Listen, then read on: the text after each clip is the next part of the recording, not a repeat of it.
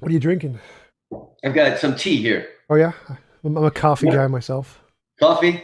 What Yeah. I've started to do is forget about tea. I just put ground ginger in there and then pour the hot water on it, add lemon, and it's good for the stomach and stuff like that. Yeah, for sure. Mine is just I need to stay awake because I'm so tired all the time.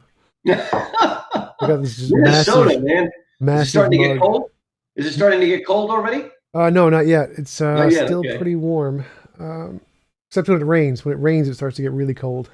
Blocks out the Have sun. you uh, have you encountered what they call Minnesota nice? Probably. I'm not sure. I'm not. I'm more of an introvert. Kind of stay inside and don't speak much. So. Everybody there's like the movie Fargo, real sweet, nice. Oh yeah, until recently. Now we have like a bunch of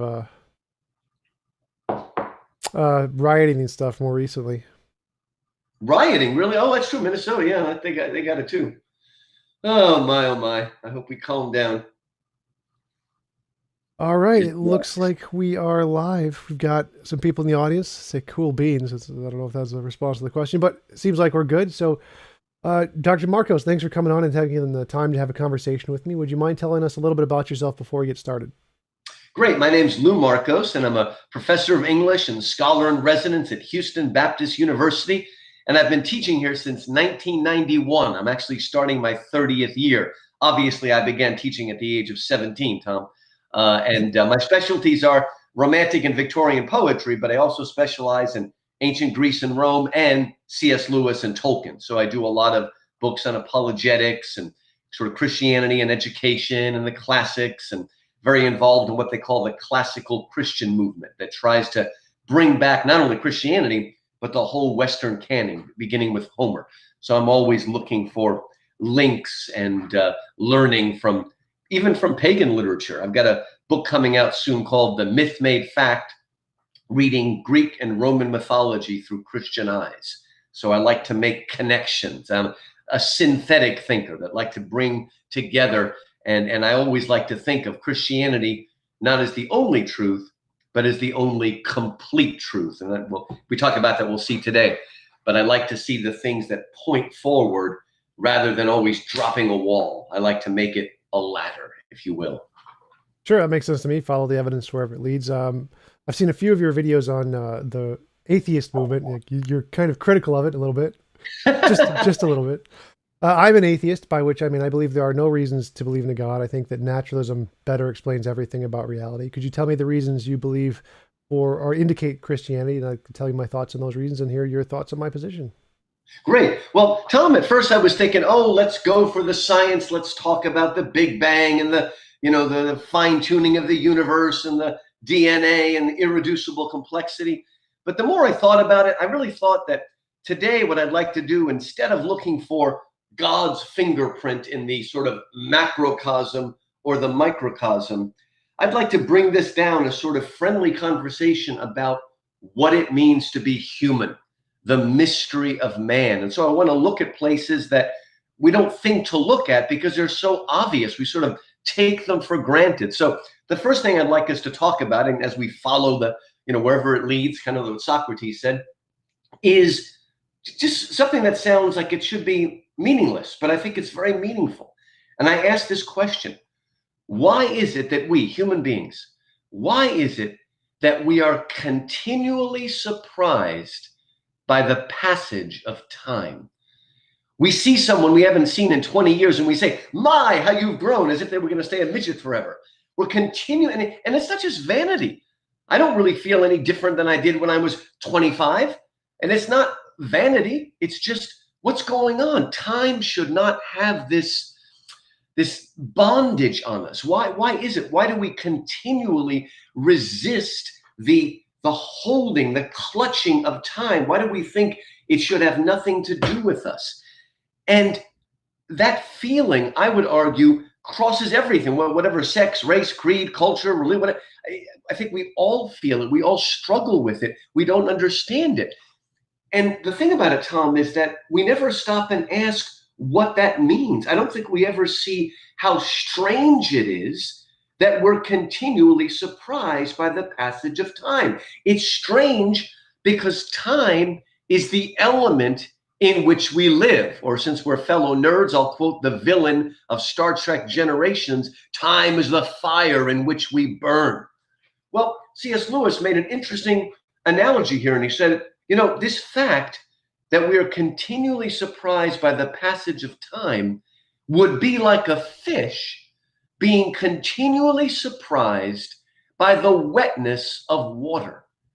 Now, that would be a strange thing indeed, because water is the element in which a fish lives, just like time. We've never known anything but past, present, and future, just like the fish has never known anything but water.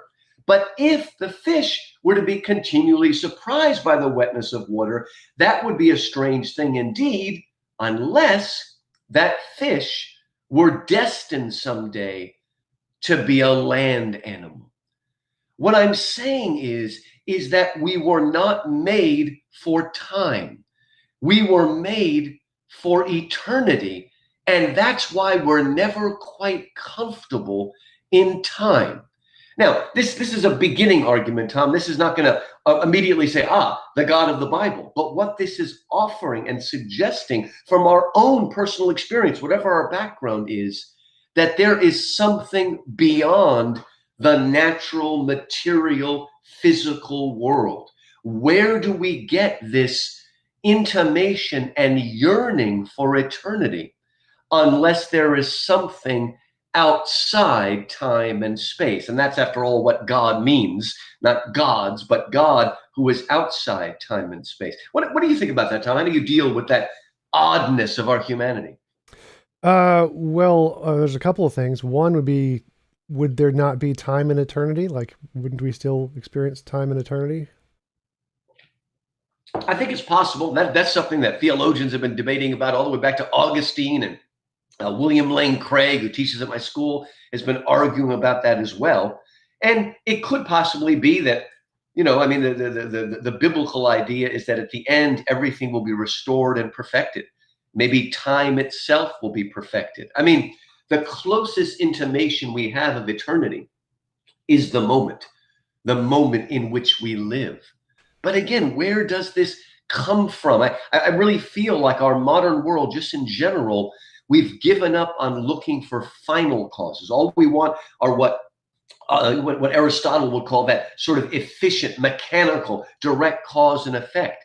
But is there a deeper origin? How can a concept of eternity come out of a concept of time? What is the origin of it? I think it makes a lot more sense that time, to a certain extent, is a falling away from eternity. Where does that intimation come from? Why do we yearn for eternity when we don't know anything except time? To answer your original question, the reason we have a surprise about time passing would just be induction. We experience some things regularly, but some things irregularly. And so when there's a change in the irregular things, we notice it. When usually it's the same things that don't change that we don't notice. So we don't change. We aren't surprised by all things in time.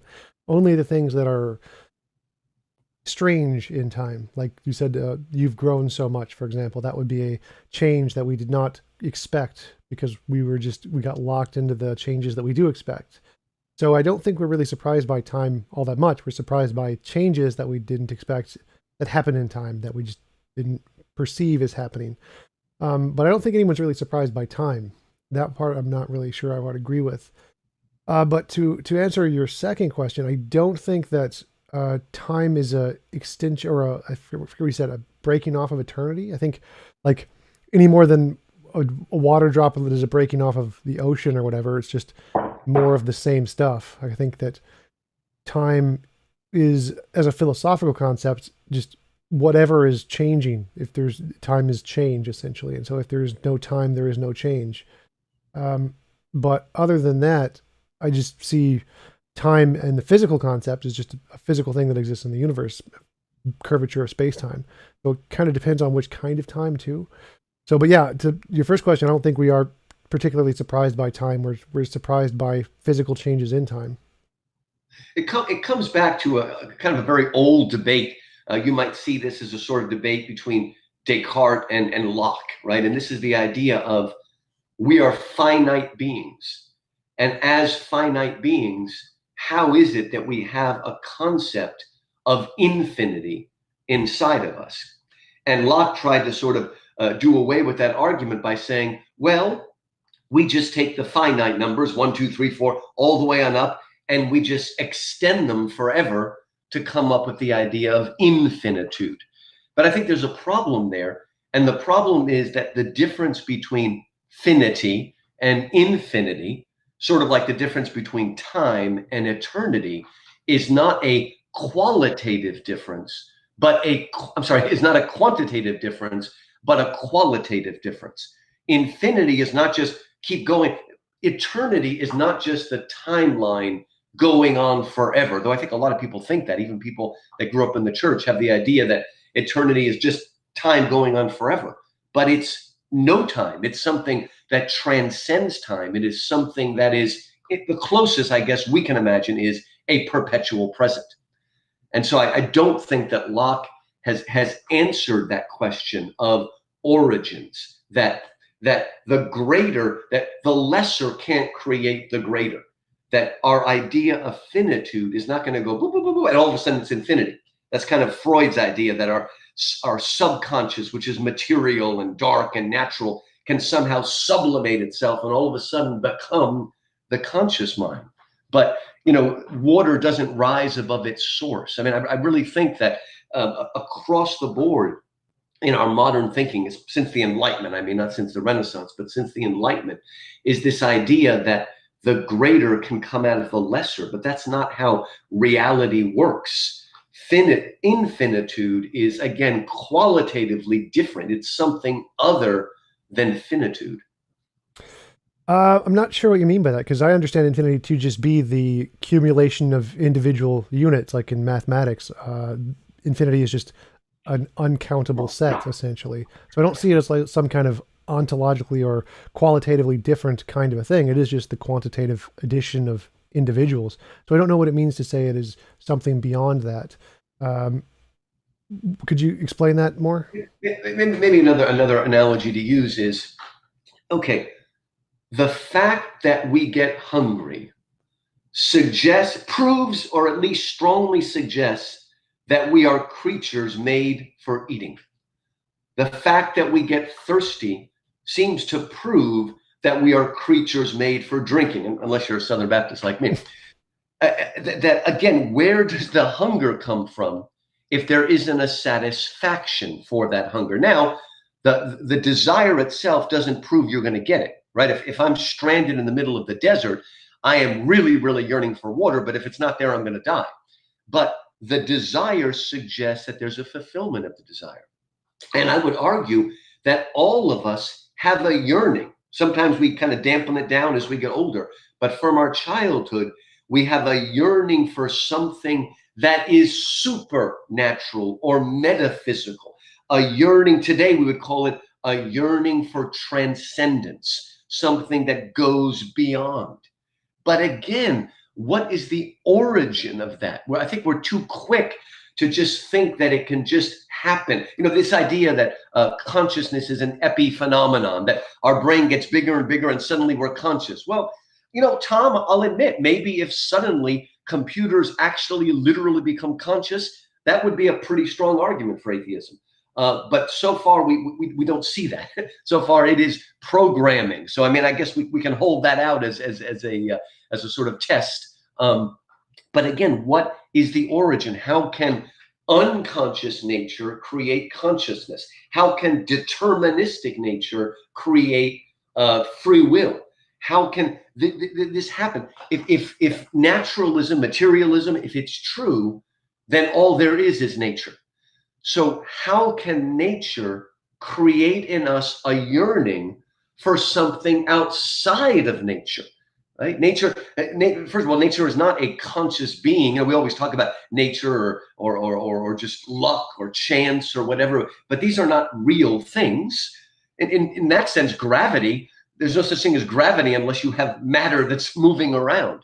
So again, I'm coming back to origin. Where does that yearning come from? Where does it come from? How can nature create a yearning for something it knows nothing about? Well, I mean, we do that all the time. Like, it's just a combination of other things we do know about, like any idea in our head. For example, people want to have their cake and eat it too, kind of a thing. Like, we can definitely have ideas where you can produce logical contradictions or things that don't exist in reality. I want to pet a unicorn or ride a unicorn. I want to fly like Superman or go Lord of the Rings, go live in Lord of the Rings. There's all kinds of ideas and yearnings we have for things that don't exist and aren't real beyond just the supernatural and the natural, but also fantasy and fiction and other categories of reality that aren't supernatural, natural, ubernatural, the unknown natural. There's all kinds of things that we have desires for, and it's all just a combination of other ideas that we do have, just like anything in our heads. Just we take something we can relate with, like existence and time, and we say, well, this could exist outside of the physical. It's sort of like water can exist outside of a cup. And then we take that analogy and apply it to an idea, and we get the yearning to see that take place. So it just seems to be the natural process of the mind essentially working as it normally does to form ideas. I don't see that as being indicative of there being a supernatural any more than I see the desire to have a cake and eat it too as the possibility that it's logically possible to have a cake while you also eat it at the same time, which I don't think is possible because it's a logical contradiction. So I don't see that as being evidence of the supernatural in just because we desire it. I do see some truth there, but again, when we're talking, say, about a unicorn, we're taking things we know and recombining them, which is something our mind does. But I'm talking about a yearning for something that is wholly other. Kind of the way I feel if we are merely the product of some kind of natural selection, survival of the fittest, then why is there inside us a sort of deep disgust for that? In other words, how is it that we can come to have a sort of disgust or repulsion towards the very thing that made us or created us? So I'm not just talking about a recombination of things. I'm talking about something that's wholly. Here's another way maybe to put it. Again, this quantitative, qualitative idea is, where does our religious sense come from? And many people will say, well, it's the fear of the unknown. And again, Lewis talks about this in a book he wrote called The Problem of Pain. If I tell you on the other side of that door is a tiger, you're going to be afraid. If I tell you on the other side of that door there's a ghost, we might be afraid. And we use the same word, fear, but it is a qualitatively different kind of fear. We fear the wild animal because it can kill us, but the ghost cannot hurt us. This is a different kind of fear, something that, I mean, obviously I can't prove this, but that certainly we don't see in the animal kingdom. A kind of fear of the numinous, of something that is beyond. Why are human beings the only animals that are afraid of our own graveyards? What's going on, right? When Tarzan is on top of the elephant and they're going into the graveyard of the elephants looking for ivory, Tarzan feels that, that sort of numinous fear of the unknown. But the elephant is not, I'm afraid. The elephant just marches in there. So we are coming back again to this idea that there are quantitative things, a little bit more, a little bit more, a little bit more, but then there are things that are wholly other, a qualitative leap that is not really involved in the 1, 2, 3, 4, 5. It's something wholly other. I'd like to definitely ask for. I'd definitely like to ask for clarification on that. Like the fear of graveyards, actually, most social mammals feel that. It's any smell of death or anything that resembles the ending of life. Most animals are afraid of is similar to humans. We just made it into a visual representation instead of just smell and sight and things. So most animals are actually afraid of common graveyard places where animals go to die of their kind. But you keep mentioning the wholly other idea. I wanted to ask about that because from my perspective, the supernatural isn't wholly other. It's just a combination of things we know of, and you just put them in a way to a new combination that we just haven't seen. So like a unicorn. A unicorn is a horse that's pink with a horn or whatever. The supernatural seems to be the same thing, where you take the properties of the natural world, like we exist, we can talk with one another, we can spend time and do things we enjoy, and then you just take out the negative consequences like death and pain and suffering, and you just get the supernatural realm that we desire, essentially, which you can do perfectly naturally too. Like we could, if we had enough control over physics, we could do it in nature, and so we can have those same kinds of yearnings purely about the natural world as we do for the supernatural world, it doesn't seem like that's wholly other. It just seems like it's a combination of things like the unicorn. I see that, but there seems to be something in us that can step outside of nature. Ultimately, our reason that steps out of nature and sees nature and looks at it. Our reason can even change nature to a certain extent. Where What do you mean by again, that? we're talking about origin here. Why? I mean, again, when we think of something like naturalism or materialism or atheism, any kind of system, we're arriving at that system by the use of our reason. But the fact that we trust our reason rests on a kind of faith, that there is a rational order outside of us and that we have reason, that there's some kind of link between our reason inside of our head and this wider, greater reason around us. In other words, one of the problems of a naturalistic system is that it undercuts the very reason that has created it.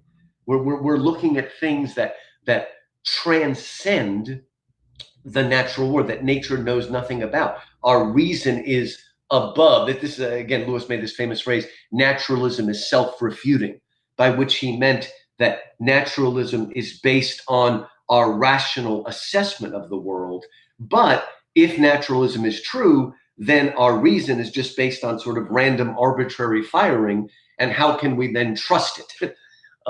So again, we're pointing to something in us that is beyond, and not just more than, but that steps outside. What I'm trying to find, I guess, is that naturalism, atheism, materialism ultimately puts us in a closed world. Is there any evidence that we can find? And I'm not even quoting the Bible. I obviously believe in the Bible, but I'm trying to find common ground here of evidence, even in our own experience, that there is something that transcends this world, and not just in a fairy tale way, but evidence that there is something outside this world, outside time and space, not just up there, but outside. Sure. I'm still, because I still see that you keep mentioning that it's outside of, but I don't see how that's the case. What is it exactly that's not just a combination of other things? And you said reason, but reason, as far as I understand it, is a product of our minds. It's not, it doesn't exist outside of the natural world. It's something that our minds do. I mean, to say that because our minds are a product of random firings, therefore they're unreliable, would just be a genetic fallacy. Like, you can't say the source of something makes it unreliable. For example, if I shake a magic 8-ball and it says the lottery numbers or whatever, the fact that I got the source from a magic 8-ball doesn't prove it wrong. It's just, we know that that source is wrong because it has an unreliable history.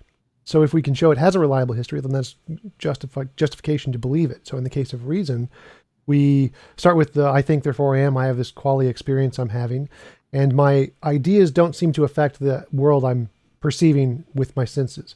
So if I want to say something exists in that world I'm perceiving, then I'd have to show that it's not just something in my head. I have an idea that what knocked over that cup, maybe it's a squirrel, a bird, whatever. Then I can say, if it's a squirrel, then I can predict that if we will see squirrel droppings around the cup or whatever. And so that prediction, if it's true, if we can then verify it in the future, indicates that that idea wasn't just something in my head. It corresponds to what's going on in the external world, independent of what's going on in my head. And reason is just that process of a language we come up with in our mind to describe what we're experiencing and the difference between that and our imagination. So it just seems to be a language. Math and logic are just languages humans made up, essentially, to describe reality. And it's really reality that's fundamental. It's not the reason isn't outside of our natural world. And yet, why does the correspondence work? Well, it doesn't. See, why does it work? In other words, there seems to be a link between the thoughts, the mind, reason, logic. I mean, as others have said, one of the criteria for a new formula in mathematics is elegance. The more elegant and simple it is, the more chance it has of being true. But why? If we're in a random universe, why would the more elegant and simple thing be true? Oh, well, there isn't a correspondence. For example, math and logic are a language just like English. So, for example, there's sentences that correspond to reality, 1 + 1 = 2, I am a human. There are sentences that do not correspond to reality, like F = ma times 32, or just like I am a space leprechaun. So there's sentences that do and don't, and there's sentences that are self-contradictory, 1 + 1 = 7, or I am a married bachelor. So there's infinitely many sentences, both in math and English and logic, that do correspond to reality, that don't correspond to reality, and that are self-contradictory. The fact that we focus on the ones that do correspond to reality is the same reason we focus on them in English. It's because they're more useful in certain contexts. But there's no special unreasonable effectiveness in that sense. It's just we find the ones that correspond to reality and we use those to make more patterns that seem to correspond to reality. Just like I can make a sentence that says, that is a rock. That rock is on a hill. The rock is on a hill, which is on another hill, or whatever. So you can obviously build more reliable sentences off of the previous sentences that are correspondent to reality. So it's not really that there's a special kind of feature to it. It's just a language that we use. And what was the second thing you mentioned? Well, I forgot. But again, the fact that it is a language, I think, is important. I mean, as we've discovered over the years, our DNA is a language that's front loaded with information. It's, again, I like the way a lot of modern apologists talk about it, that when you go to a crime scene and there's a murder and it's in a sealed room, and one of the questions that the detectives are going to ask is, can everything that happened in this room be explained by this room? Or does there need to be something from outside? In other words, could it be a suicide, whatever? Can everything in this box explain what we've seen here? But if there is evidence in that box that points outside of it, that demands an outside intruder of some kind. And so what we're looking for, people nowadays call it abduction. It is argument to the best explanation. What best explains it? Because there's a difference between data and the interpretation of data. And a good example of that is what the evolutionists call homology, right? That my arm has a similar structure to a bat wing or a dorsal fin of a dolphin, that sort of stuff. What does it mean? And one explanation is somehow a kind of evolutionary explanation. But that same evidence also points, and I would argue it points more clearly, towards a common designer who is not reinventing the wheel every 5 seconds, but using it. I read people like Jared Diamond who show that there are adaptation strategies in ants or birds that disappear and don't appear until man again. And it's like, so nature just forgets those things?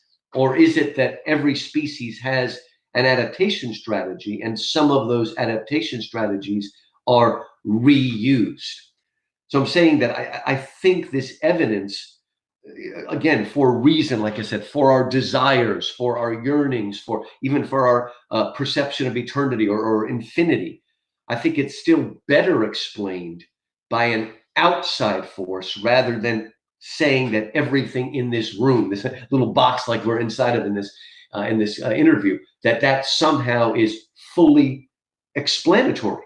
That, oh, I guess water can rise above its surface, and that the lesser can create the greater, that unconscious nature can create conscious mind, that even our perception of beauty comes out of it. And again, that's really, I think a lot of people misunderstand Freud. I think they think that Freud thinks our conscious mind is primary and our subconscious mind is secondary, but he actually believes the opposite. He's basically taking Darwin and finding a way to, quote, evolve the soul. That he was unconscious mind, right? Freud was unconscious and conscious. Yeah, unconscious, yeah. That somehow this subconscious is Jung, but that he really thought that the unconscious was primary and that somehow created the conscious mind by what he called sublimation. But is that really the way that nature works? Again, it is water rising above its source. We have this strange data, and how do we account for it? Again, reason, even religion itself It's really the funny thing is that um, is a lot of people argue against, particularly the God of the Bible, by saying, "Look at all the injustice there is in the world." To which I would respond, "Well, if there's no God, how do you know the world is unjust? Because without a God, there is no standard of justice. There is just survival of the fittest." And so where is that coming from? Where is our rage coming from? I guess I just don't believe that anybody looking around at a world with death and destruction would invent a good and loving God. It makes more sense the other way around, that we have that inbuilt perception of that God, that loving God, and how do we square it with the world? But there would be no problem of pain if there were no God. We shouldn't be upset about pain and justice and people dying young, because that's what nature is if there's nothing outside of nature. Sure. Well, I just to note, I'm a moral realist, like most philosophers. So even though most philosophers are atheists, they also believe in objective morality. So there's lots of different models of objective morality without a God. But there's a few things I wanted to touch on. Was the crime scene one was first. So in a crime scene, both in crime scene investigation, forensics, and the courtroom, you're only allowed to appeal things that we already have evidence for, things we have precedents for. So if you want to say, well, what killed that guy, that body over there? Well, you can say it was a guy with a gun, but you couldn't say it was an alien or a unicorn or the supernatural or ghost. Those would never be options because there's no precedence for them. We have no no evidence of them existing prior to this case. So the only reasonable explanations of the event would be things we already have evidence for. So like if we saw a footprint in the snow, we can say it was a horse or a zebra maybe, but we couldn't say it was a unicorn.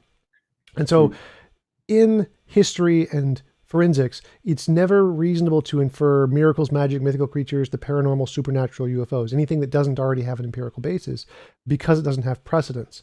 The same thing with abduction. Abduction cannot indicate those things either. Abduction was introduced to philosophy from Charles Peirce, and he said that induction or abduction was the same structure as affirming the consequent fallacy. It's the same essential structure. And so it's only good for coming up with a hypothesis, but the hypothesis needs to be independently testable from the abduction, or it's not confirmed. So I agree, abduction is a great way to come up with a hypothesis, but you can't justify the conclusion based off of the abduction. You need some independent testable variable, as Charles S. Peirce said. So again, evil, I'm a moral realist, so I believe in objective morality, and I think that's emergent, higher order emergent property. It exists in the world, kind of like fitness does. It's like fitness is the feature that certain species will survive in more environments than other species, and that's just an objective fact of the ability to survive. Morality is describing the ability for certain beings to interact in certain environments, the same kind of a way fitness is. So I think it definitely exists objectively without a God. It's just a feature of the world. And I don't think morality works as being objective by God. I think that makes it subjective. Like if it's dependent on God, well, then it's contingent on a mind, which makes it by definition subjective. Euthyphro dilemma, classical Euthyphro dilemma. But we're more than a mind. I mean, we're talking about absolute self-consciousness. I mean, we're talking about God. We're talking about the I am that I am. But what you say about abduction, and I certainly acknowledge that. So why is it that when we look at the evidence of the Big Bang, God is unacceptable, but multiverses, which is science fiction, is somehow acceptable, but God isn't? The multiverse is a combination of known physics. So it's a combination of the equations of early universe inflation from Guth and energy states in space, which was done with this experiment with two really close metal bars and showed that they would touch in space under certain conditions. So it combines the energy states of space with the mathematics used in the energy states of space with the mathematics used for the early universe inflation. So it's just combining things we already have empirical evidence for. Both of those are confirmed empirically. And then if you put those together, you get a result of the multiverse. So it's not that the multiverse is just a priori fine to assert, it's that it's a combination of things we already have evidence for. And God, of course, would not be, because there's lots of properties in God that we do not have empirical verification for, depending on what your definition of God is. So what would be sufficient proof?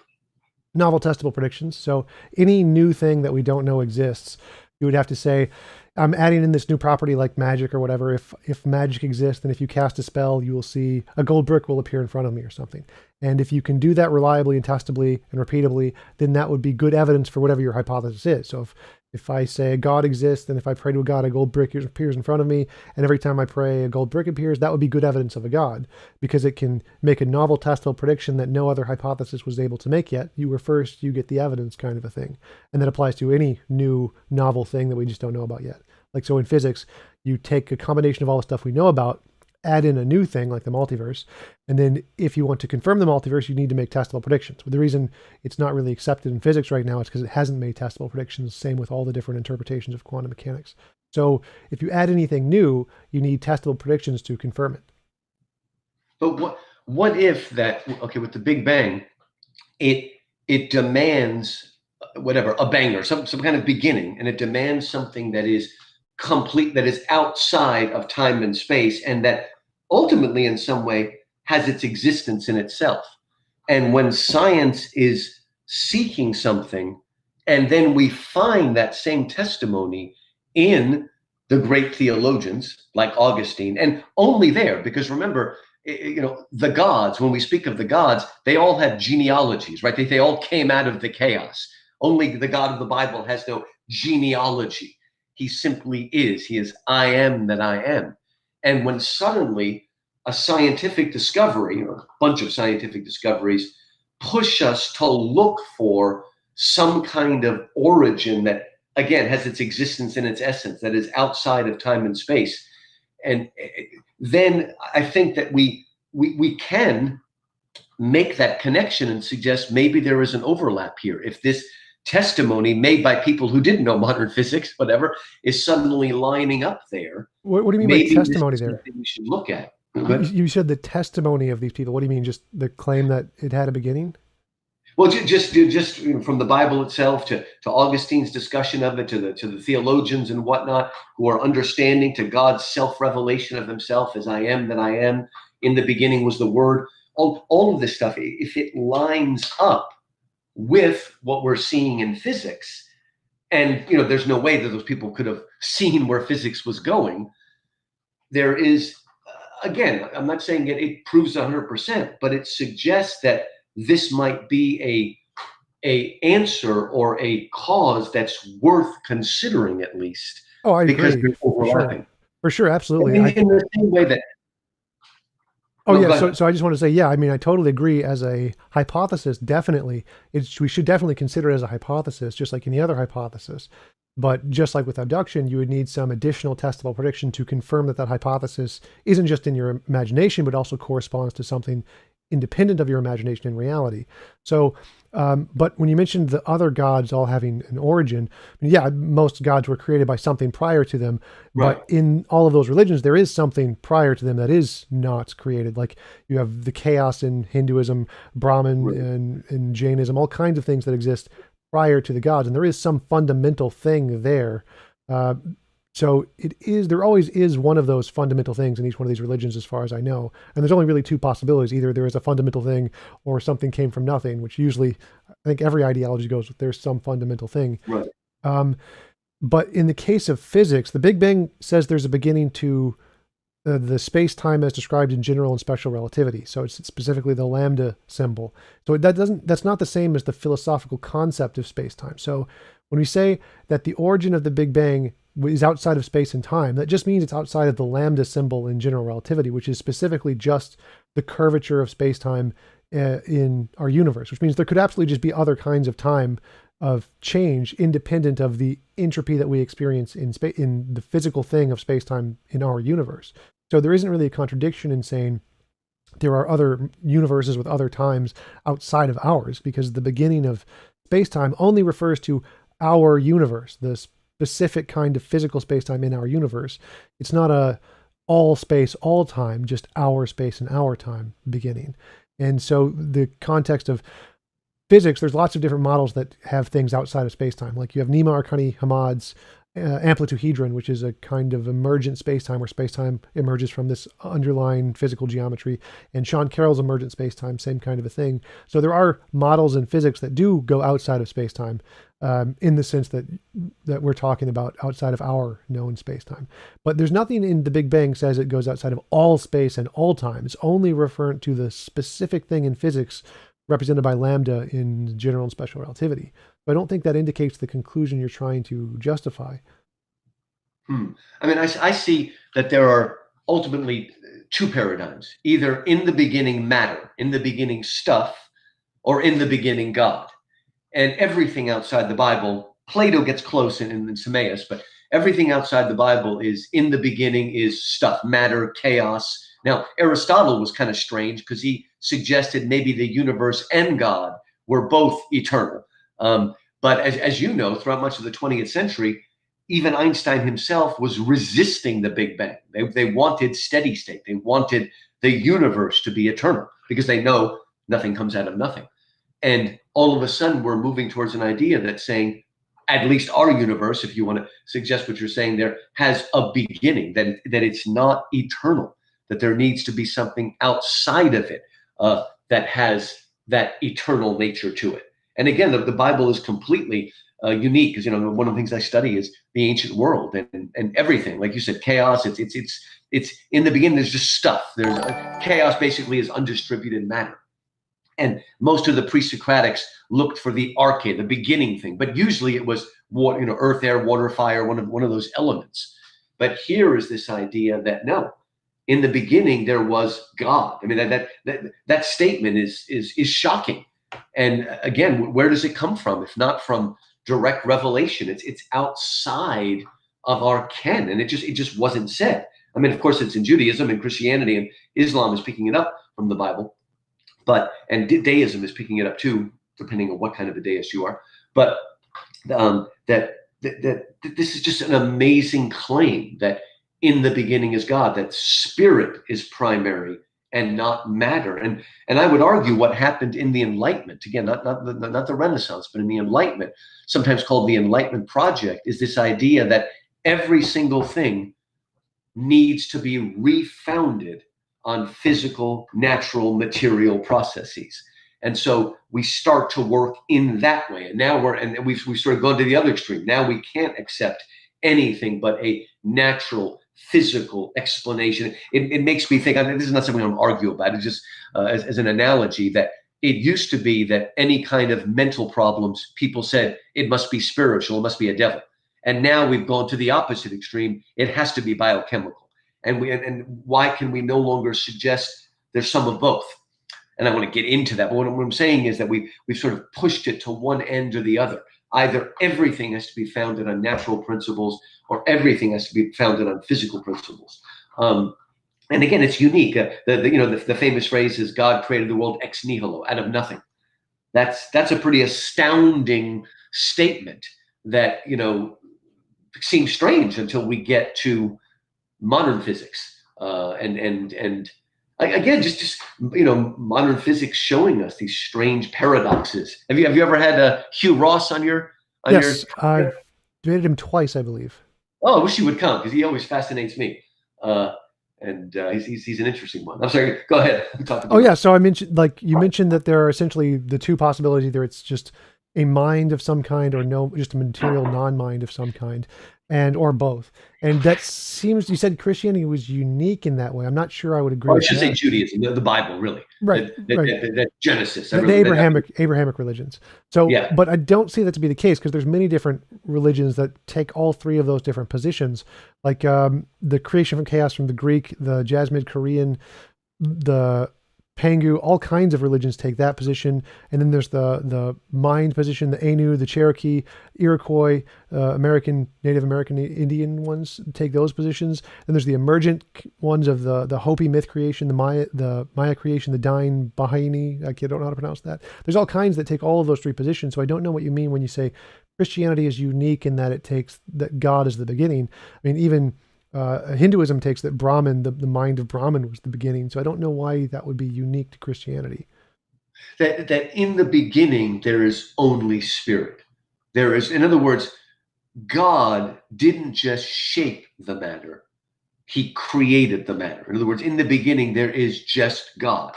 And God is create. It's just like, it's fascinating with the Big Bang. A lot of people have this idea that there's space and the Big Bang filled it with matter. But in fact, the Big Bang is creating space and matter. All of it is coming out at the same time.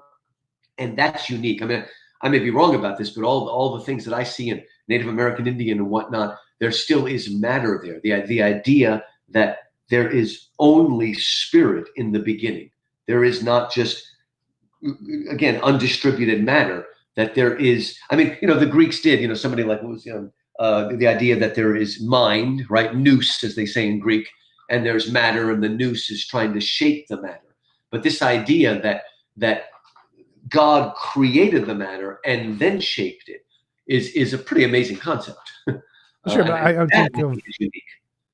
well, I would think that like in the case of the Brahman example, where there is just Brahman and everything is a result of essentially his dream, like the entire universe, all Right. matter and thing was created from his dream. And so in a sense, he created everything and it was just him originally. Similarly, it seems that would apply just in the same way that you say that Christianity and the Abrahamic religions apply, whereas there is just God is in the beginning, just a mind, and then he created all matter. It seems like I could probably find a dozen or so religions that would all fit that same archetype. I guess maybe the best way to explain this is, okay, do we focus on God's transcendence or God's immanence? So in Judaism and Islam, here is God, and God creates the world, and he is other than the world. In the more Eastern religions you're talking about, basically, God is the world ultimately, right? It's not just polytheism, but it is pantheism. God is fully immanent. And, in the Gita, when Krishna reveals himself to Arjuna, he basically shows him that he is everything. Okay, Brahman is Atman. Everything is one. So we have a radical pantheism, and pantheism was suggested in the West by Parmenides and later on even by Spinoza. But today we think of it more as an Eastern thing. But there were advocates of it in the West. So we've got those two paradigms: absolute transcendence or absolute immanence. And what makes Christianity unique is that it is obviously Abrahamic. So we do have a God who is transcendent and absolutely separate from his world, but that God entered into the world and became a man. So another easy way to put it is, if you ask a Jew or a Muslim or a deist maybe, was Jesus the Son of God? They would say, God has no son. Right? God is a wholly other. But if you ask a Hindu or a Hindu or a Buddhist, New Ager, quote, was Jesus the Son of God? They might say, well, yes, I believe that Jesus was the Son of God, but so was Gandhi, so was Buddha, so are all of us if we only know it. So this concept of Jesus being the only begotten Son of God, the one and only, is unique. We have a God that is completely transcendent and completely immanent at the same time. And ultimately, God is upholding all of the universe. He's separate from the universe, but he is, I think it was Lewis that said, he's the only energy on which the universe runs. But God is not to be confused with the universe. Just like in Christianity, Christians do not believe in the one soul, where our soul gets lost in the ocean. We will be one with God, but we will still be ourselves. And that's why the analogy used is the great marriage of Christ and the church. Husband and wife are one flesh, but they're still two people. They're not a monster with two heads. So we're getting at the ultimate mystery, which Christianity calls the incarnation. That we, as a human being, I'm not a soul trapped in a body, as Plato said, but I am an enfleshed soul, fully physical and fully spiritual. That's why, of course, if I get a brain injury, it's going to affect my consciousness, because I am a enfleshed soul. That's what Christian theology has always said. So in the same way, Jesus is fully divine and fully human, fully God and fully man. We're talking about this ultimate mystery, but that mystery is also not wholly other, because I think that mystery is written into the fabric of the universe, into marriage, into sexuality, into the pregnant mother who is one with her child and yet two. So I guess what I'm saying is, kind of going back to an earlier point, that it's not something that has no precedent, but maybe it's so deeply interwoven that we don't see it. Sure, but it seems to apply to all monotheisms. Like even Zoroastrianism would have a single original God that would create everything. So it doesn't seem to be unique to Christianity in that sense. It just seems to be that the terminologies that you use, the transcendence and immanence, that would of course be unique to specific branches of Christianity. But I don't see anything about the story itself that seems unique. It just seems to be different preferred terminologies of a single kind of monotheistic God, as opposed to a pantheistic God or a polytheistic God or all different variations. I don't see that as being particularly special. And even if it was unique to Christianity, I don't see why that would indicate that it's true. Like we can say all these other variations are unique to their particular origin, certain features of, well, maybe this God was a part of the universe, or this God created the universe, or this God created the universe out of itself and destroyed itself in the process. Panentheism, panendeism, all the different panen versions of theism. Right. But even if they were all like one religion to each of them, that doesn't show that any one of them is more or less true than the others. Even if there's a whole bunch that take up one archetype of polytheism, that doesn't mean that any of those are less likely to be true than monotheism, even if there was only one monotheism. So I don't see why that would indicate Christianity, even if it were true. I think that's interesting because what you say reminds me of a modern argument that's used on a lot of atheist websites. But I think it's one of the more strong arguments for Christianity, and it actually turns out to be one of the main arguments that led C.S. Lewis from just plain theism into Christianity. And I'm sure you're familiar with this, and it's on a lot of websites. That there was a book called The Golden Bough by Sir James Frazer, and he talked about this archetype that he called the corn god or the corn king. And as we look across cultures, we see these strange stories of a sort of God coming to earth and often dying some kind of, painful death, and yet being reborn each spring. A corn king because it's following the cycle of the corn or the wheat. The British use the word corn for wheat. It follows that cycle, right? So you've got in Egypt, you have Osiris, and in Persia, you have Mithras, and in Greece, you have Adonis or Bacchus, and you have Tammuz, and you have Balder, and to a certain extent, you have Krishna as well. And the story of Jesus, the incarnation, death, and resurrection of Christ, does sound an awful lot like this. But there's a big difference. All those mythical stories, beautiful as they are mythical in the sense that they're taking place in mythical time, that the importance of the story is not whether it's literally true, but the importance of the story is it is saying something, a yearning about the cycles of nature, the perception of life and death and rebirth. And then all of a sudden, we've got something happening in Palestine in the 1st century AD, and it sounds a whole lot like this, but there's a difference. This is something that's happening in time and space, right? Born under the emperorship of Caesar Augustus, crucified under the emperorship of Tiberius. It's happening. He's crucified under Pontius Pilate. And what's going on here? And again, this is why I said earlier that the phrase I like to use is Christianity is not the only truth, it's the only complete truth. Because obviously, if we're all created in the image of God, everybody's going to get bits and pieces of truth. But maybe only, and I don't want to say Christ, I would say only in Christ himself do we find truth in its absolute and perfect form. Because to me, religion is man reaching up to God and trying to figure things out, usually trying to build some kind of stairway, some kind of good works. And whether you're a Jew and you're doing good works in this life, or you're a Muslim, a Hindu, and you think you can have many lives, it's still trying to build a ladder to God. But what if there was one time when God himself actually entered human history? And we talk often, Christians often talk about how Jesus fulfills so many prophecies in the Old Testament.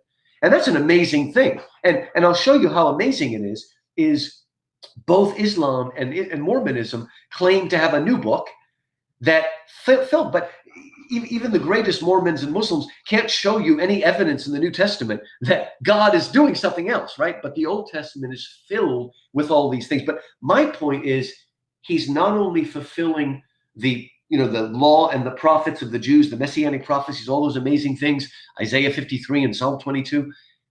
I'm arguing that he also fulfilled the greatest yearnings of the pagan peoples. Because I don't know if this bothers you, Tom, but it always bothered me. So are you saying that God ignored 99% of the human population and only cared about the Jews until the coming of Christ? Well, the argument I'm making is he did speak to all people, but only to the Jews did he speak directly. We kind of forget how difficult it is to have direct revelation, but we all have that. What's a sensus divinitatis is the famous Latin word, a sense of the divine. We reach out, we grope. And I would argue that that finds its way into these very strange myths. Because, Tom, you know that no pagan people have a sense of sin as Christians and Jews know it, because the only way you can have a sense of sin is if you have a holy God to measure that sin against. And yet, the ancient people clearly, though they don't have sin in that theological way, understand what we call taboo, that there are certain crimes that bring a sort of uncleanness or whatever that is poisoning the community. And there's an understanding that there needs to be some kind of ritual cleansing. And what I'm saying is that the fact that Jesus looks like those things is actually more not proof that he's just a Hebrew myth, but that he is fulfilling in historical time and space with an actual resurrection from the dead what everybody yearned for. So it goes back to the yearning for eternity, the yearning for something beyond. That, yes, we can yearn for it, but if there really is a God, he's got to prove himself in a pretty direct way. And to me, if Jesus is who he said he is, this is God. That's a lot to say. I should turn it over to you, Tom. Yeah, so all the dying and rising gods, yeah, I'm familiar with those. Richard Carrier talks about those a lot. He's a mythicist. Right. I'm not. I think Jesus definitely existed. But originally you said that monotheism was unique and that Christianity was unique and that it had an ultimate beginning for God. But then you mentioned how Jesus's trope was not unique and how there's lots of different similar stories to that. And you seem to be applying that both of those were kind of evidence or indicative of Christianity in some sense. Whereas I don't think either are. I don't think the number of ideas of a certain trope actually indicate the truth of the idea. Like, I'm sure people could come up with all kinds of unique ideas that wouldn't be evidence that they're true, and people could come up with all kind of well-known ideas or similar tropes, and that wouldn't be evidence that they are true. So I don't think the number of ideas one way or the other indicates the truth of a position at all. I think that, like you mentioned, if Jesus actually did predict he was going to rise from the dead and did rise from the dead, that would be pretty good evidence. Like I'd be pretty compelled by that because it's a future testable prediction. All future testable predictions are great evidence, but I don't see evidence to support that conclusion. So I don't think the number, either whether Christianity was unique or whether the Jesus story was not unique and that it fulfilled many different kinds of prophecies. I don't see either of those being indicative of Christianity. And you mentioned that Christianity is the complete truth. Like, what do you mean by complete truth? How do you assess which truth is complete versus incomplete? Again, I do agree with you in one sense that numbers alone are not going to prove it. It's just when I see that same basic yearning for God, a yearning that is fulfilled in, God made flesh, crucified and resurrected. Why is it that spread across the globe we see a yearning like that? I'm just seeing that of evidence that the God who created all of us has put that yearning in us.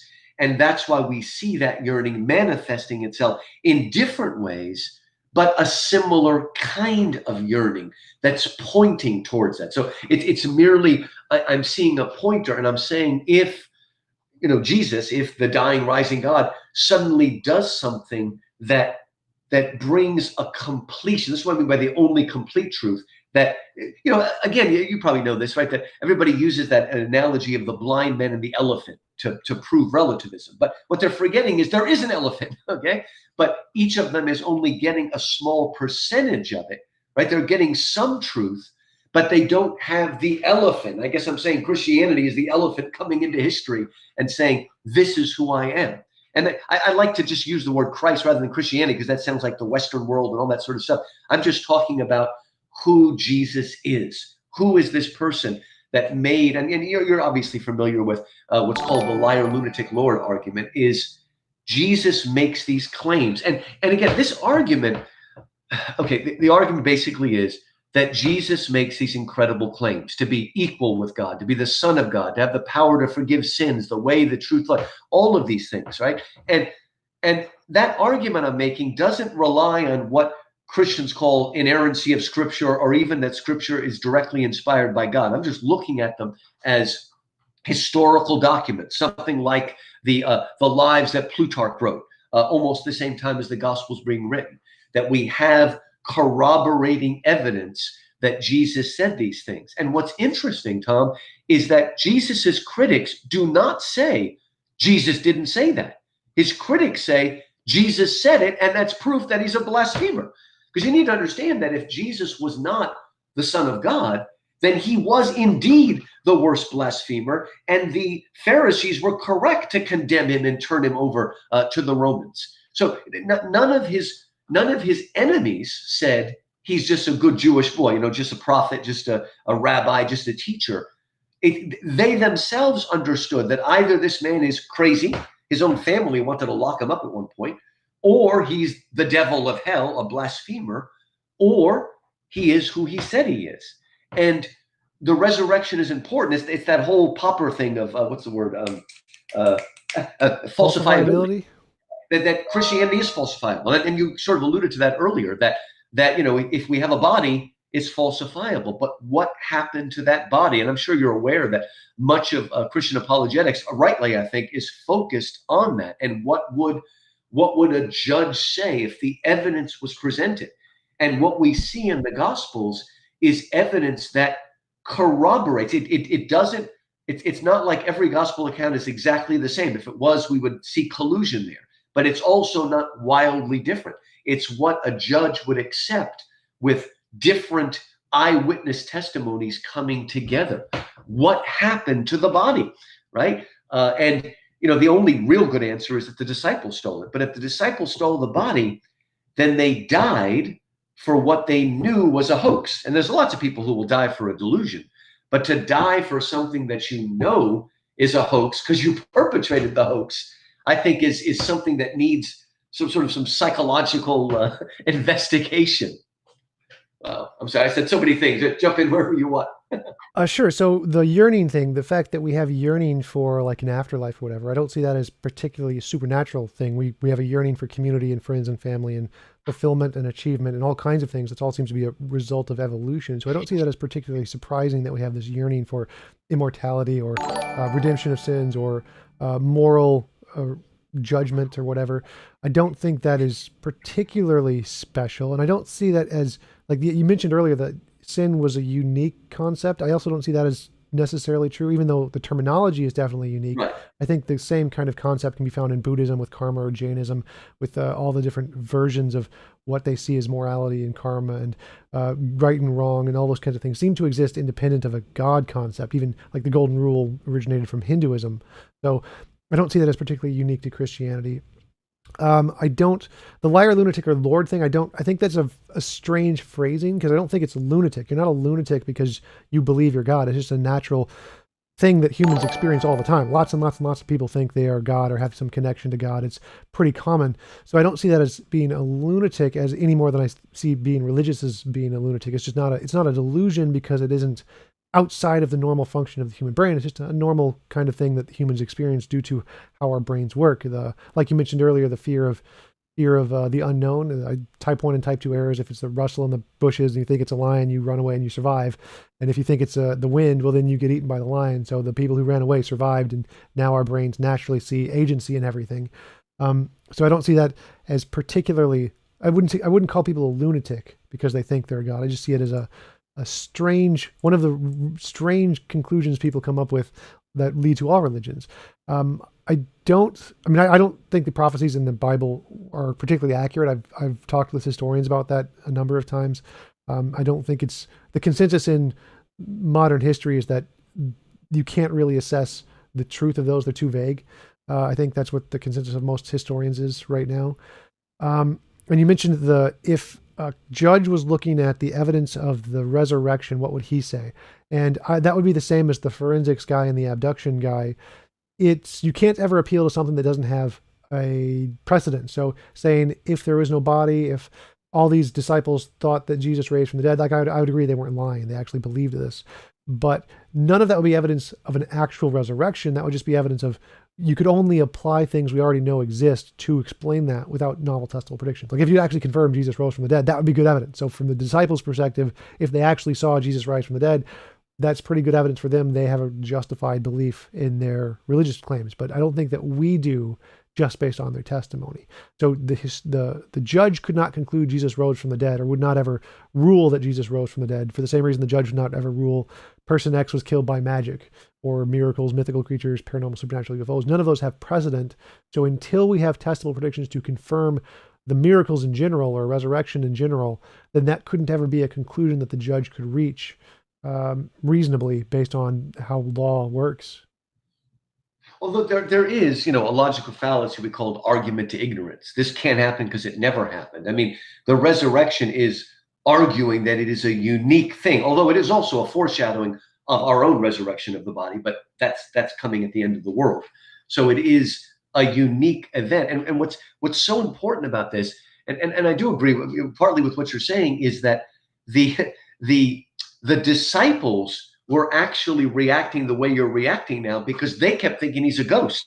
And because they went to what they knew or what they thought they knew. And Jesus said, no, touch me. I'm real. I have actually resurrected. And that's such a crazy idea, Tom, that there are many Christians, and maybe you've met them, who seem to think that when we die, we become angels, which of course is not in the Bible, not in Christianity. We will eventually have resurrection bodies like Jesus has, because we are not angels. We are enfleshed souls, fully physical and fully spiritual. And so we're talking about a unique event. And again, Jesus himself had to again and again show them, look, I'm eating, okay? I am physical in a way that is beyond what we can understand, but still physical, recognizable. And I do agree with you partly about the liar, lunatic Lord, and that is that if Jesus were a Hindu, the liar, lunatic Lord would fall apart, because many Hindus would say something like, well, of course I'm God, right? But Jesus is a Jew. Think of him today as a Muslim. He is in the most radically monotheistic religion of the day, where any suggestion of that is going to be the highest blasphemy. So the liar, lunatic Lord only works because Jesus is a Jew.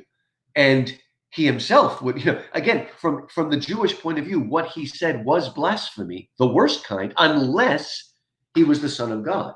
And also, I've heard people suggest, and it sounds right at first, that, well, wait a minute, if you can use liar, lunatic Lord about Jesus, why can't you use it about Muhammad? Well, we really can't, because Muhammad, like Buddha and others, Socrates, whatever, Gandhi, their claim is not to be God. Their claim is that I heard from God. I'm giving you a message. And I would argue that in one way or another, all of us have probably thought we heard from God. And maybe we did, but maybe what God said to us was only for us and not for the rest of society. But Jesus made claims about himself. He didn't just make claims. He didn't, as you probably heard, he didn't say, I will show you the way. He said, I am the way, right? I won't lead you to the truth. I am the truth. I won't give you a way of achieving life. I am the life. I mean, these claims are, again, we can't domesticate Jesus. We can't just make him into a good rabbi. He didn't give us that option. He is one that's, in a sense, maybe lunatic is too strong, but deluded. And there are deluded people, like you said, who think they're God.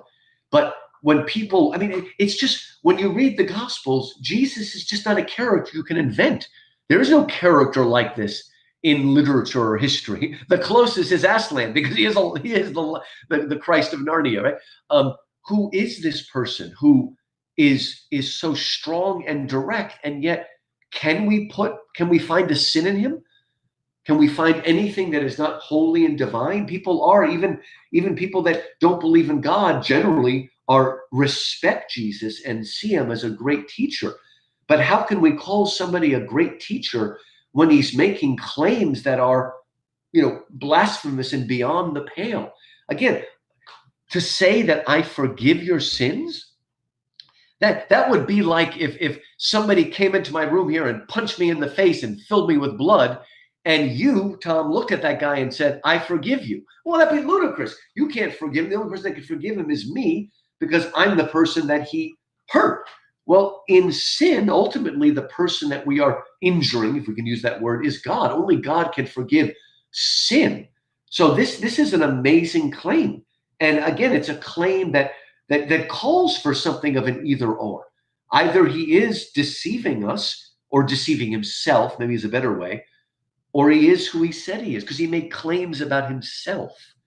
And so I think it's a strong argument, and I think it's one that's based on the evidence, right? Evidence that is not, even the Gnostic Gospels, which come later, they just put sayings in Jesus's mouth, but they don't even try to go back and change it. They're not even historical in any real way. They're just groups of statements. I've read the Gospel of Philip and all that, Thomas.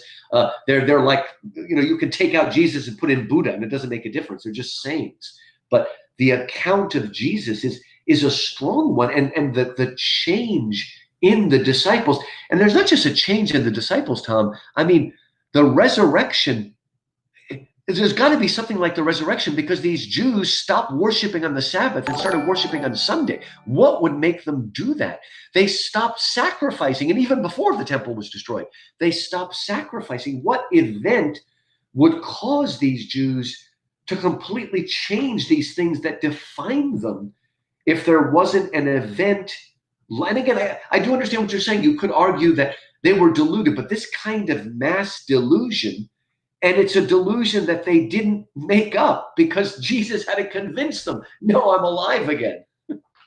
Well, I don't see that as particularly special, because like people who claim they're Jesus, there's just a list from each century of about a dozen different people who claim to be Jesus or God in their particular religion, and they all had followers, and they all had changes to the doctrine of specific things they did. And I don't think that there must be an event for all of these different things to cause a group of people to believe in their particular variation of a religion. I mean, that just happens all the time. I don't think that because there's a big movement that indicates that there was some big event. It just means people are emotionally connected to certain ideas. Like on YouTube, people follow YouTubers not because they're really great YouTubers, they're just really popular, like the cat videos. It's not that the cat video is special, it's just people like it, and that's it. So I think that the same thing applies to all of the hundreds of people who have claimed to be Jesus or God. It doesn't mean that they're lunatics, even if in that religion it would be very strange who had that belief because it contradicts the foundational principles of the religion. It just means they're humans and they have different ideas about the religion, which is kind of common.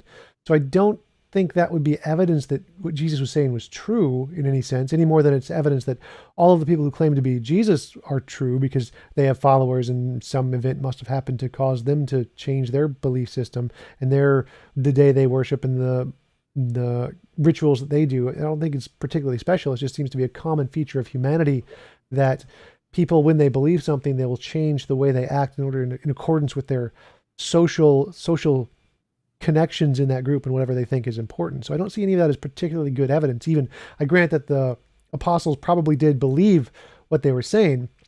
I don't think mass delusion is necessarily the case. There's things called remorse delusions or something like that. I forget the exact term, where about 15% of the population, if someone you really loved or admired dies, you will see and hear them physically in everyday experiences. And that's a really common thing in human interaction. It's not necessarily a mass delusion. If you have a strong emotional connection to a person, you will often hear and see them after they die, but it's just a kind of delusion that we know happens in many, many humans, like 15% of the population. So especially in the case if it's someone you really revered, like a leader like Jesus was to the apostles, it seems really reasonable to think they would see him and hear his voice after he died. I don't see that would be particularly hard. And to see it in as a group, like we see Ouija boards, people see and experience things in Ouija boards or UFOs, and they all center in on a specific kind of explanation of that unknown event. And it's not really a mass delusion. It's just they saw something and they interpreted it to be this thing, and then all agreed upon the story afterward. Like when in criminal cases, when someone sees an event, they each have a unique interpretation of the event. But if they're all talking together, then they all come to some kind of agreed upon conclusion of what happened. So all of that seems to be perfectly well explained by just how human brains work and natural phenomena that we see all the time. And you mentioned the blind man and the elephant analogy.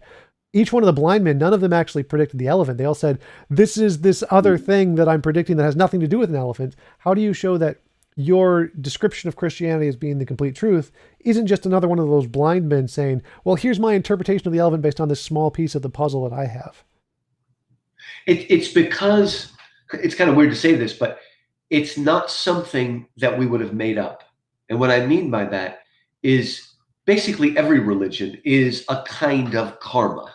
We're gaining our brownie points. We're doing this. We're going up the ladder. And like I said, even if the ladder takes 100 lives, it's still the basic idea. And this concept of grace, of God coming to us, of dying on our behalf, of rising again, this is something that we don't make up. And yet afterwards we recognize as true, or many people have recognized as true. It's just interesting. The argument you made before is a little bit similar to what Gamaliel, a famous rabbi, says in the book of Acts, when the other rabbis are so mad because the apostles are preaching the resurrection, and that's what they preach, it was the resurrection. And he said, leave these people alone, right? There was this guy, he rose up named Theudas, and he led a revolt, and then they were gone, and another one came, and he was gone. And so if this is not from God, it will just fall apart. But if it's from God, you will not be able to stop it, and you may even find yourself fighting against God. So we are looking at the results. We're looking at changed lives. We're looking at, and it really upsets me, Tom, because at the core of Christianity is the concept of the testimony. I once was blind, but now I see. And unfortunately, that has been bastardized by 1,000 different infomercials about diet programs and breast inflation. I mean, they've sort of made it into a joke. Okay, but this concept is again very powerful. It is the changed lives. What is this? It's got that twist of truth that fulfill. Again, it's so that Jesus doesn't contradict, but fulfills the law and prophets, the yearnings of the pagans, the desire. He fulfills it and brings it to completion or consummation. That's what I'm getting at with the concept of the only complete truth. So that the Magi, right, many think they were Zoroastrians, right? They were not Jews, they didn't have the Old Testament, but they followed their limited wisdom, and it led them to the Christ child. And when they got there, they could have said, forget this is ludicrous, I wasn't here for a baby, I'm going back, I'm never doing this again.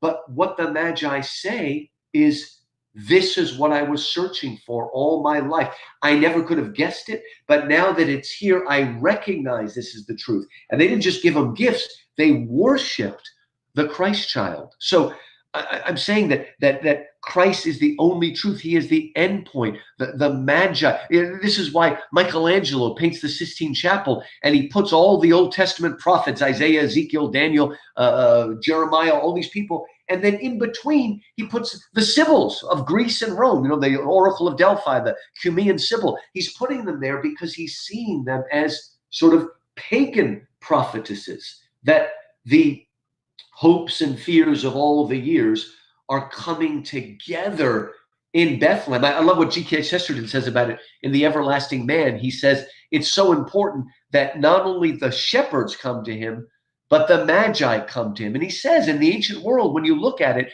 you do have the pagans, right, who the sort of poor people, the common people who have this paganism, but they're not very philosophical. Then you have the philosophers, the Magi, who are philosophical, but not particularly theological. And somehow they're meeting together here at the Christ child. They're coming together because there are lots of non-religious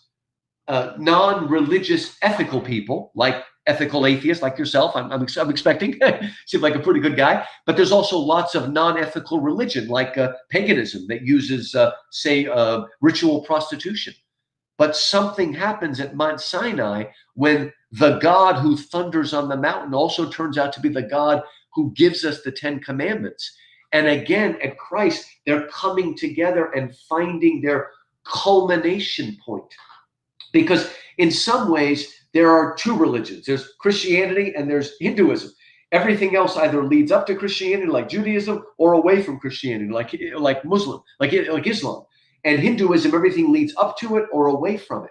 So which one of these, the sort of pantheism or this? And again, we look at those and see which has changed lives in a positive way, has changed the world? What has it done? Sure. So there's a lot of things you mentioned there. One is the fulfills the desires of the that we have for the supernatural. Like, I mean, obviously, since we have those inclinations, it makes sense that we would actually make up stories to fulfill those desires rather than having some story fulfill them that is then evidence that it's true. It seems much more likely to go the other way around, that we have these desires and then make up stories that are not true to fulfill them. Um, and so when you say, like, mention the people that the prophets who came to Jesus and started to worship and said, this is what I was searching for all my life. Well, that's pretty much what everyone claims about every one of their preferred religions. I don't think that measuring it based off of the amount of people who are changed by it or how it affects the world is a good criterion. For example, the fastest growing religion in human history was Falun Gong, and it's had the most positive impact on people in China. And it was also persecuted against, and people died for it, and all the things you normally mention about Christianity, but it's growing significantly faster than Christianity ever did. I don't think that any of those facts indicate its truth. Again, my criterion is if you want to show evidence that something is true, you need novel testable predictions. And I don't think that just people like something counts as evidence. It's people like lots of silly things. So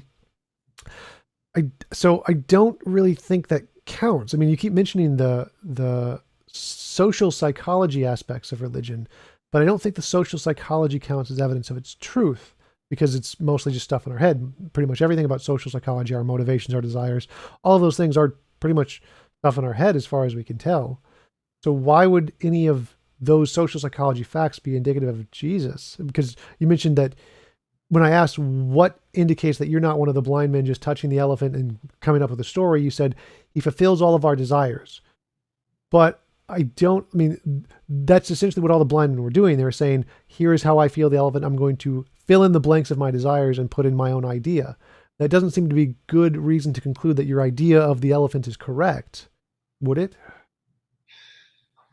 I agree, but we're not just talking about individuals here. We're talking about the movement of history. We're talking about the Jews and the Gentiles and things moving towards this nodal point, moving sort of upwards towards. So what I'm saying is that it's not just one desire, but it's the desire of the nations, to use a phrase, that is reaching out and yearning, and it's an answer that we don't arrive on, but it's an answer that invades human history. I mean, maybe another way to put this is, a lot of people talk about how, miracles can't be true because they violate the laws of nature. Well, that is and isn't true. Okay, let's say that this is a expensive Ming Dynasty vase, right? If I pick it up and drop it, what will happen? Right? It will shatter. Why? Because of the law of gravity, right? But look what happens here. Okay, I drop it, but my other hand comes in and grabs it, right? Now I haven't broken the law of gravity. If I let this go, it'll drop again. I have added in outside information. And what we're saying is everybody that Jesus healed in Palestine eventually died. Right? Jesus, that the miracles don't violate the laws of nature. They are a moment where an outside hand reaches in and suspends the laws of nature. So what I'm getting at is again, it is not a breaking, but a fulfilling. Again, I go back to the first thing I said. I don't think any of us are comfortable in time. I don't think any of us are comfortable in space either. I would argue, kind of funny, but that one of the intimations of heaven is the remote control, because the remote control sort of gives us a 20-foot hand as if we were Mr. Fantastic. And I think we all feel like that we shouldn't be confined by time or space. And at some point, heaven will be outside of time and space, redeemed. So at one point, this will be fulfilled. And Jesus walking on the water is a sort of foreshadowing of what is to come. The resurrection itself is a foreshadowing. But again, most of the miracles that Jesus does are, to me, they're proof that the God who created nature is now in nature and nature is responding to him. But it's still not a violation. You know, the virgin birth, God puts the seed in Mary, but as soon as the seed goes in Mary, then nature takes over. Mary carries Jesus for 9 months, gives birth to him in a normal way with blood and pain and everything like that. Again, sometimes we're not understanding what miracles are. They are showing us the real miracle that was there that we didn't notice. Because every day water turns into wine. It takes a long, long time, right? When Jesus does it like that, we see that the God who created the laws of nature is in our midst. And again, about the same, not the same, pretty close. Within 50 years of the Gospels, Ovid's Metamorphosis was done. And that's full of miracles too, but those miracles violate everything. In fact, the only reason we can enjoy Greek mythology is because we know it isn't true. Because if it was true that people could turn into trees and rocks and ants and things like that, we would be terrified. But if the miracles of Jesus are true, then the God who created this world has entered into it and redeemed it. So again, the miracles of the Bible, the only reason we can see how different they are is by looking at them in their context, reading the other kinds of miracle accounts. There's another book called the Golden Ass. It's actually also called the Metamorphosis, but we call it the Golden Ass. It's about 100 years after the Gospels. But we see how different this is. This account is not just crazy myth, but it is a fulfillment of the God who created nature and its laws. Well, I totally agree with you that miracles would not be a violation of the laws of nature. I think when Hume says that, what he means is that there's the laws of nature, which are unguided forces, and then you have a mind making guided forces, and it's one of the guided forces instead of the unguided forces. I think that's what he meant. But so I would agree that miracles would not violate anything. They're just an agent doing something as opposed to it being an unguided process. And so they're definitely possible. I see no problem with miracles being a possibility. And if the miracles in the Bible did happen, that would definitely make them unique from my perspective, because I don't think any miracles have ever happened. And so if you could, for example, demonstrate miracles today and say, here's a testable prediction, if miracles or if God is real, here's some experiment we could do to demonstrate miracles are real, just any miracles, then I think that would be good evidence to retroactively apply that evidence to what happened in the Bible and say, it's reasonable to believe these miracles happened because we can show miracles happen today. Just like if we discovered a unicorn in archaeology, it would be reasonable to infer unicorns existed at some point if we could find one today. But I don't think miracles have ever been demonstrated to actually be real in any sense. I think they're all, as far as we can tell, imaginary, which would make the miracle claims from the Bible not unique, because they're the same kind of imaginary claims that every other miracle claim was from every other religion, from my perspective. Have you read a book called Miracles by Greg Keener? Yep. He's somebody you should get on the show, because he went out. Did you have him on the show? No, I haven't had him on the show. I have invited him. Because I read that and reviewed that book a long time ago. And again, he documents quite a lot of them. I mean, it'd be great to get him on and give his evidence account, but that these happen. Now, it is a little bit harder to talk about, quote, a controlled environment, simply because there's a difference between prayer and voodoo. Voodoo means that if you know the code or the spell or the chant, you can force God or the gods or the spirits or the ancestors to do it. Where prayer is always, God, if it be your will. So it's a little bit hard to do it in that sense. I mean, I got to admit, but I don't know. I mean, one place where you might see something like evidence is, despite the so-called separation of church and state, they allow Christian groups to go into prisons and do prison. And the reason they still allow it is because when it's a Christian group that does it, the recidivism rate goes way down. In other words, there seems to be a real change there. That may offer some kind of evidence, and obviously it does, because they still allow it, right? They wouldn't allow it if they couldn't, but it's like there's something about this that changes things. Maybe there's something to it. I've always found that amazing. Again, I wouldn't consider that proof, but I would consider it something like some kind of empirical evidence, I guess I would say. Well, don't think of that for all religions. It's just freedom of religion. Any religious belief can do that, right? Especially if the prisoners ask for it. Yeah. But I'm sure they try to keep it out of school as much as they can. And yet, for sure, prison is allowed. I mean, it's just I would just argue that it's because what the real religion of America is. The real religion of America is utilitarianism. That's the real religion of America, even for Christians. If it I'd were, go for like monotonism or something like that. Just capitalism would be the religion of America. yeah, that, and also Materialism. dualism. Yeah. This idea that it's so strange that we're still in some ways a Christian country, but we still have this idea that spirit is good and body is bad, and that's simply not what Christianity is about. God physically raises from the dead. I remember how Chesterton once said, "I don't understand the critics of Christianity. They attack Christianity for saying that the body is bad and evil, and then they also get mad at the Christians because they persecuted the Gnostics." Well, the reason they persecuted the Gnostics was because the Gnostics taught that the body and flesh are inherently fallen. That's what Augustine was saved out of. Manichaeism and Gnosticism, saying that the body is naturally evil, the body is good, it's fallen, but all will be redeemed. And that's why, again, we have this weird notion of being angels when we die. But again, it's part of the creed, right? I believe in the resurrection of the dead. Eventually, we'll have a resurrection body like Jesus, but without any scars, right? This is pointing forward towards a fulfillment of humanity rather than a loss of humanity, because the Buddhist concept of heaven, moksha or nirvana, is the extinction of personality. It's not the perfection of becoming who God created us to be. It is the drop of water into the ocean, and now we're gone. It's kind of like the one soul that people like Emerson and some Americans, played with that idea, transcendentalism, even though, again, today it's more Eastern. But the West has also toyed with that idea of the loss of identity. But this concept that in heaven we will be ourselves and yet one with God is ultimately the same kind of mystery. And some have even compared it to, is light, what is it? Is light a particle or a beam, or whatever they say, right? Is it a wave or a particle? I'm saying it wrong.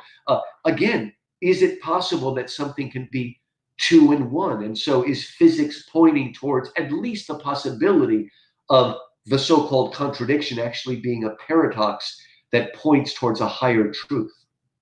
Sure, I would grant that. I'm not one to try and point out true logical contradictions. I think logical contradictions are mostly in how we understand something. But I did want to mention, like, Craig Keener. I've gone over that book with several people, like, 'cause it's brought up quite often in these debates.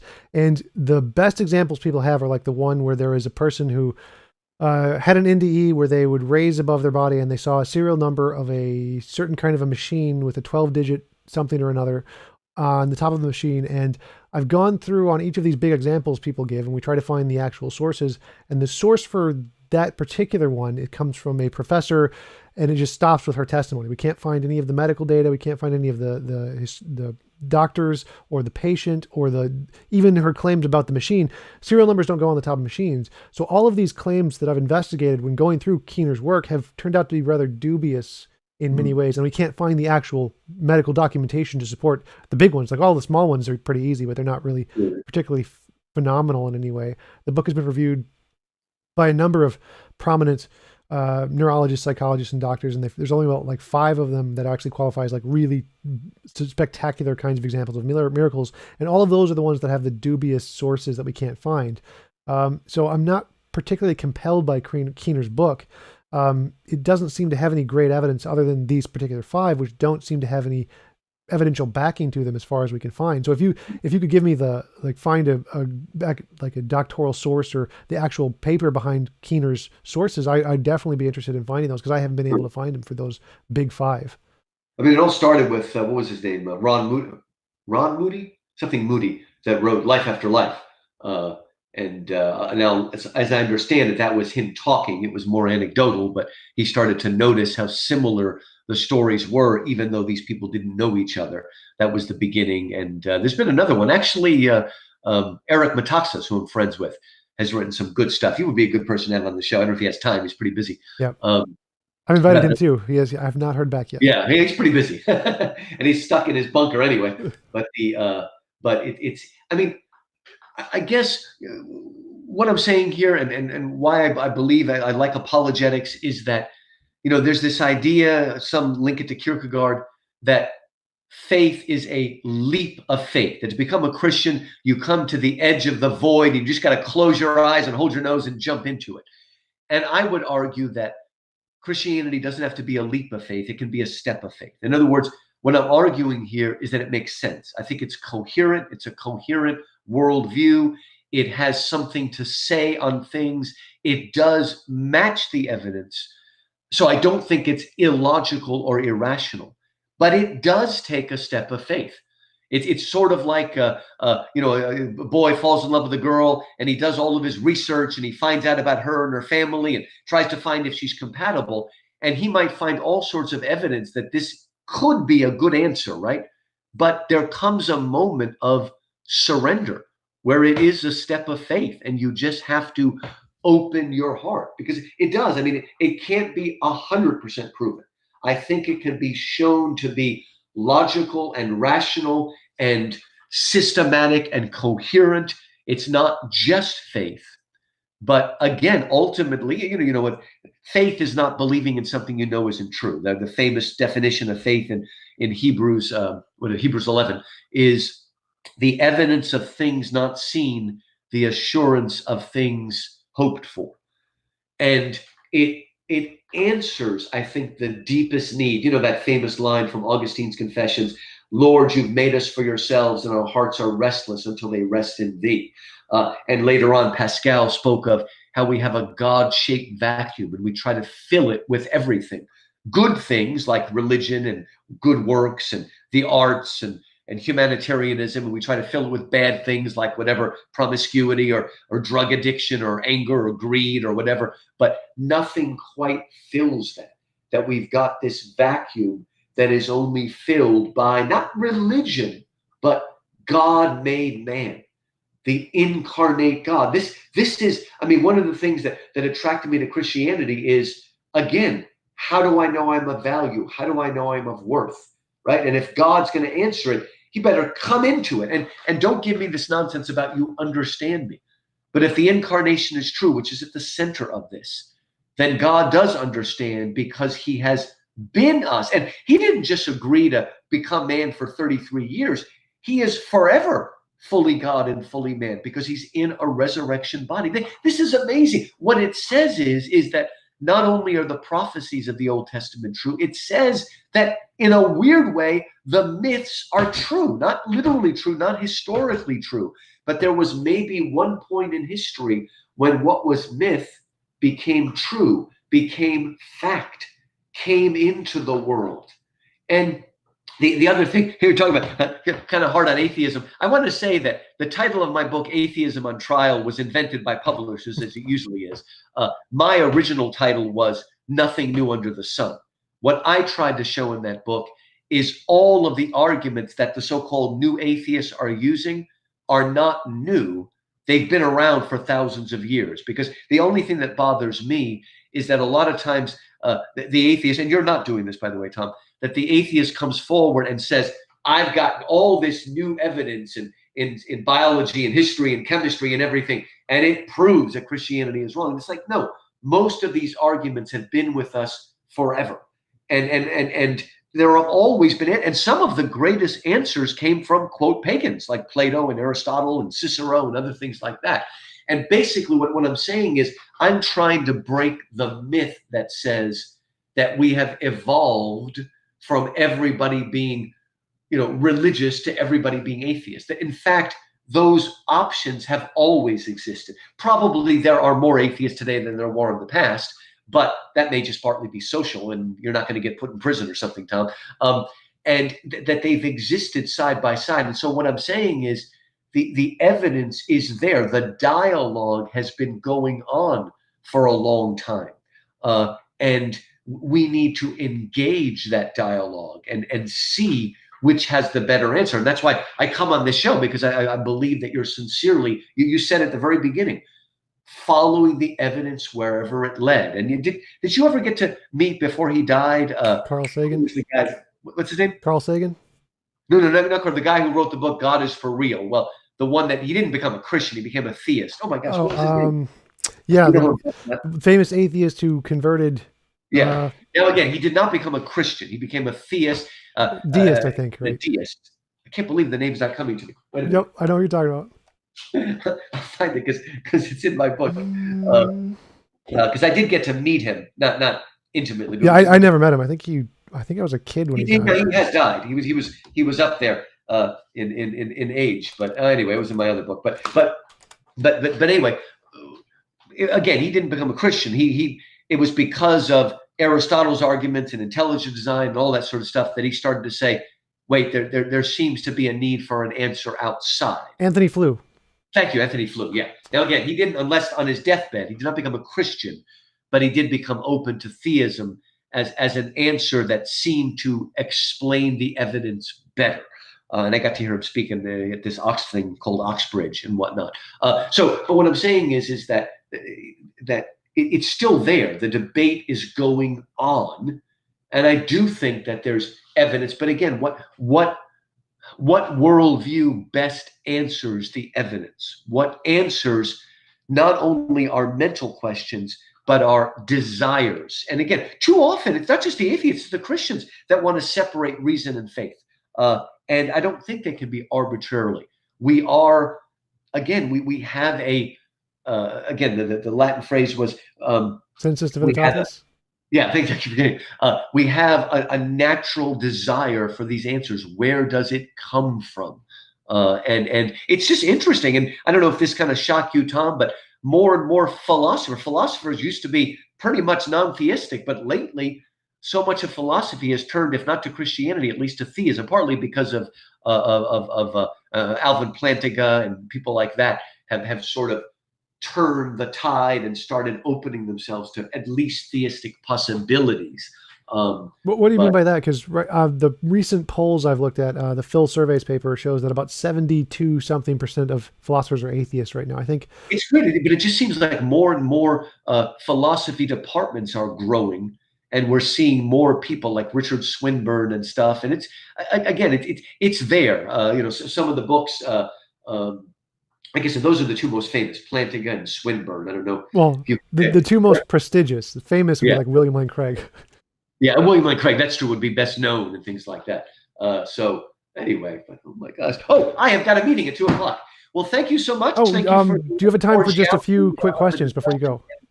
What's that? Do you have a time for just a few quick questions before you go? From about 5 minutes, and I have a meeting I have to go to. Sure. So Sully asks, would you prefer an atheist, or would God prefer an atheist who does good for the sake of doing good, or a theist who does good because he wants to be rewarded in the afterlife? That is interesting, and that is one of Spinoza's sort of arguments that we should do it. And I would I guess my response would be that true Christianity, grace, is what is the phrase that salvation is by faith, but we're saved to do good works. So if we're doing good works to earn God's merit, we're going to end up like the younger Luther, who drove himself absolutely insane doing penance again and again and again and again and again. But it is, I mean, I guess because I'm a professor, it would be like me saying to my students, you all have A's. Now I want you to study out of love, right? And that's certainly what God prefers. And an honest atheist is someone who is willing to follow, but willing to follow wherever it leads, even if it leads to God, and even if it leads to a kind of accountability. Because I think all of us would love to be a sort of pantheist. And what I mean by that is, it's wonderful when the world is wonderful and it's nice outside and it's sunny. It's nice to be able to believe there's more than just what I see. But when we want to do something really bad, whatever it happens to be, it would be nice to know that the universe doesn't care.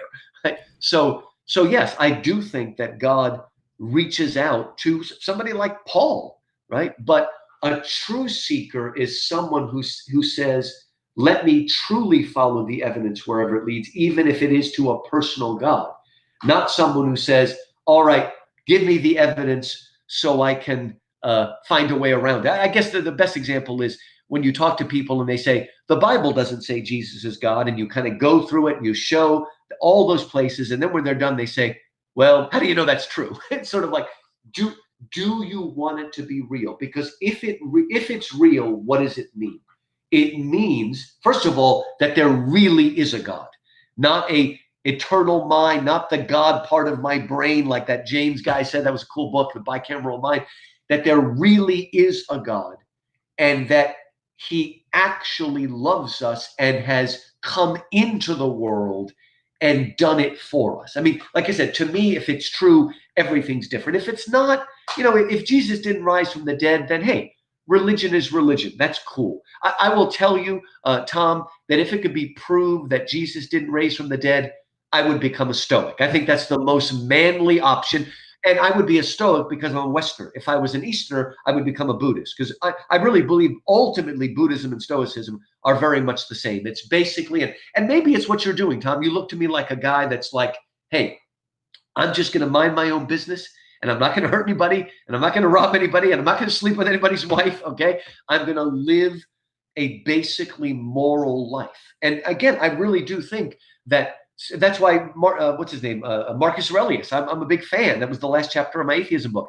I'm a big fan of Stoicism. But if there's something more than just playing it safe, if in fact there is a heaven that's not just a reward, but a heaven that will allow us to become what God created us to be, I just don't want to miss that. Okay, basically. Well, actually, one last question, if you have time, is Michael asked, how would you reconcile Mark 10:18, where Jesus says, "Why do you call me good? No one is good but God"?